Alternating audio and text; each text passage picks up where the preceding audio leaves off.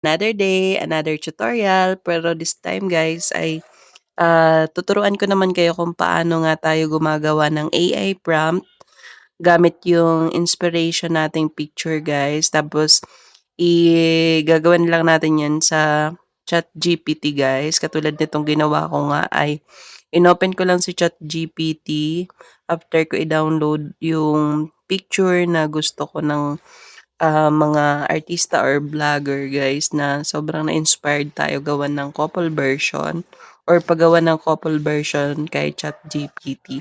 Katulad nitong ginagawa natin guys ay sineselect or pinipindot lang natin itong plus sign button dito sa baba ng ChatGPT. Sinesend natin dyan yung or ina-upload natin yung picture na inspiration natin para paggawan ng prompt sa kanya.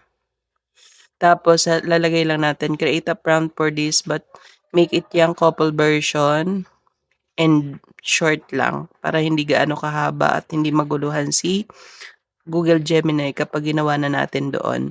Once guys na nakapag-generate na si ChatGPT ng AI prompt based doon sa sinend natin sa kanya na inspiration na picture natin, pupunta na tayo agad guys sa Google Gemini para doon naman gawin or doon naman natin ipipaste yung prompt na nagawa ni ChatGPT para makita natin kung ano yung magiging result.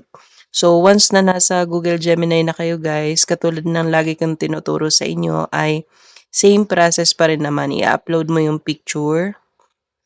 Katulad nyan guys. I-upload ko lang yung picture namin mag-asawa. Tapos, lagi ko nilalagay guys, ito, with our face, we would like you to generate the following image. Ganyan palagi guys, para hindi mo na kailangang ulit-ulitin kay ChatGPT na wag niyang baguhin yung picture nyo or yung mukha nyo. So, once na upload na natin at na-paste na natin yung prompt, isisend lang natin yan kay ChatGPT.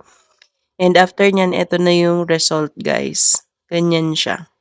So, ganyan lang guys kadali gumawa ng AI prompt kay ChatGPT. So, yan lang muna guys ang tutorial natin for today's video.